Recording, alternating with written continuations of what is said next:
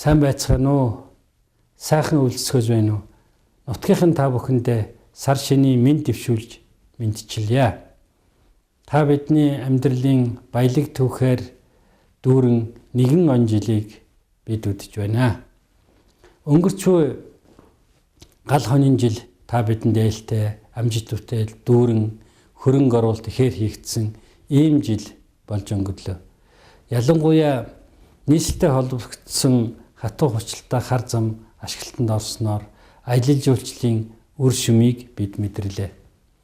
Цаашдаа нутгийнхаа давуу тал болсон энэ сайхан нутаг, олон мал сүрэг, хүн ам энэ бүгдийг ашиглаж бид аялал жуулчлалыг хостуулан хөгжүүлж чадах юм бол ямар их боломж бололцоо бидэнд байгааг бид энэ жил мэдэрсэн гэж бодож байна.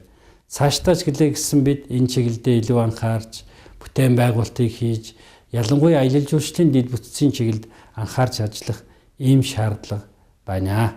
Өнгөрчүү жил зуншлаг оройтож алаг цог зун болсон ч намар оройтож ногоо нялхарч мал сүрэг бас хүч чадал сайн авсан ийм жил байлаа.